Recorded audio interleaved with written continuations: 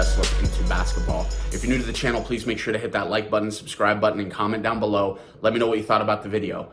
And as I always like to preface by saying, I am not a basketball expert, just a fan who's naturally obsessed. Now, Deandre Ayton, things have been really quiet, and a lot of people expected that once the Malcolm Brogdon trade on Saturday was made official to the Boston Celtics, that the Indiana Pacers would be full speed ahead in their pursuit of Deandre Ayton.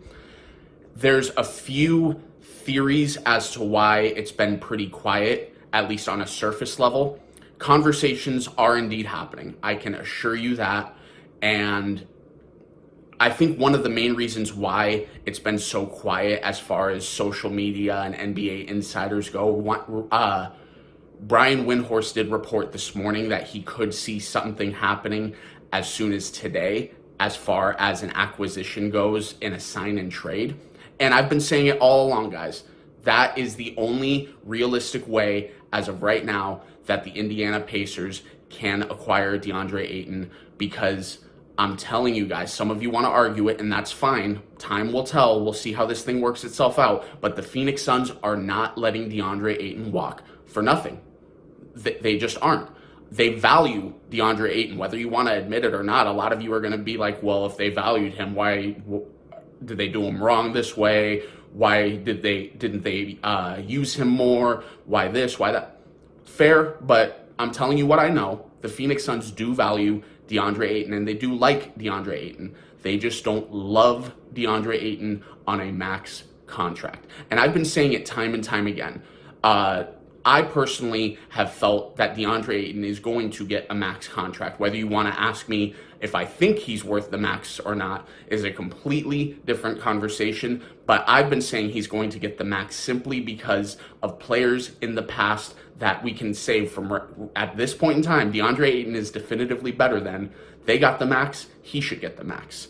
But the problem lies with the lack of market right now as far as the teams that can offer him a max, because as of right now, the Phoenix Suns, they can offer him a max contract. They go into the luxury tax by a mile, but they can offer him the max. The San Antonio Spurs can offer him the max, and with a few moves, small moves, the Indiana Pacers can offer him the max. And that's what I want to start this conversation with. Is a lot of us were made to believe by NBA insiders and cap experts that once this Malcolm Brogdon trade was made official, that the Indiana Pacers would have max cap space. That is not true. As of the time of this video, they currently have $26.2 million in cap space. Not room for a max contract. But I've been reading plenty of articles that are saying a couple small moves are expected to happen to clear up a max contract space, which the small moves, I've seen plenty of rumors about Daniel Tice, who they acquired from the Boston Celtics in the Malcolm Brogdon trade. I've seen a couple about Goga Bitadze. I do believe that they're ready to move off of him. So small moves could be coming. And here's the thing, guys. Like I said, the Phoenix Suns are not going to let Deandre Ayton walk for nothing, and that could be a primary reason of the holdup on the Indiana Pacers side, because a lot of you in the comments in previous videos have simply stated, I'd call the Suns bluff. Just offer him an offer sheet, see if they match it. That's fine, but the Pacers, if they don't offer Deandre Ayton a max contract, would be doing the Suns a favor, especially if a sign and trade scenario does not work itself out. Because like I said, the Suns do value Deandre Ayton, just not for a max. So if worst case scenario, if the Suns match an offer sheet that is not for the max, bring Deandre Ayton back and see what happens. They can't trade him for 6 months. If he overplays what he's getting paid and shows people like, yeah, like I'm getting even better, who knows what happens? Who knows if, things just start clicking and the Suns decide they want to fall in love with Deandre Ayton. There's a number of possibilities that could be happening right now. But the most likely scenario, I've been saying this since I started making videos about DeAndre Ayton potentially moving on from the Phoenix Suns, is a package centered around Miles Turner. It's the package that makes the most sense because you guys have to remember that it's not swapping a max contract for salaries that total max contracts. It's because of a stupid rule in the CBA. In sign and trade scenarios, there's a cap on what the team trading out the contract can receive back in return. So for example, I believe Deandre Ayton, because the cap went up next year on a max contract, will be making somewhere in the neighborhood of $31 to $31.5 million in salary, which means roughly the Phoenix Suns can only receive back about $19 million in salary. Miles Turner fits that. He's making $18 million next year. And the one thing I want to say, some of you aren't going to be happy about it, and I'm sorry to be the bearer of bad news, guys, but we have to prepare ourselves. We are not going to see max value for Deandre Ayton. And max value means two completely different things for two completely different people. There are some people who think the world of Deandre Ayton, and they're coming up with these crazy packages like, oh, the Suns better not trade him for anything less than this. And then there's some people who lowballing the hell out of Deandre Ayton, saying, oh, the Suns would be lucky to even get this for him. Guys, no one's wrong in that scenario because of how difficult and tricky sign and trades are, but I'm just telling you guys to prepare for yourself. No one is going to receive what you'd probably deem as a good enough package for Deandre Ayton.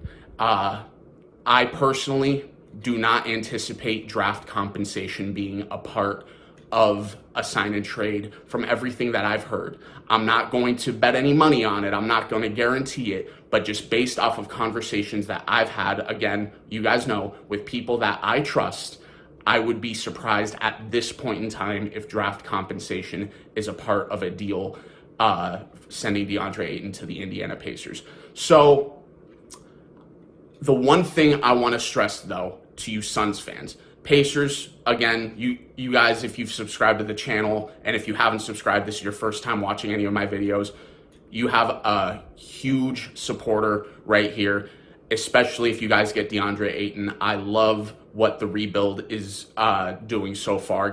Tyrese Halliburton and Deandre Ayton in a pick and roll, beautiful. I think it's going to be so sexy, along with Benedict Mathurin, Jalen Smith, Chris Duarte. I love what you guys have going on, and it would not surprise me in the slightest if by next year, not this upcoming year, but the year after, you guys are back in some sort of playoff contention, whether it be play-in or low-end playoff seed.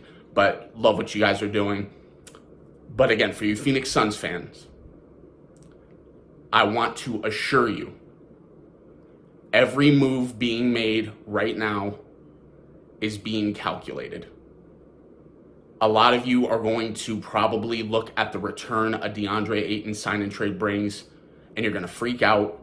You're going to say, oh, this is the end for Kevin Durant. Oh, why would they want this? Oh, we're going to be stuck with this on our team next year. We're downgrading. We're this, we're that. Every move's calculated, guys. I promise you.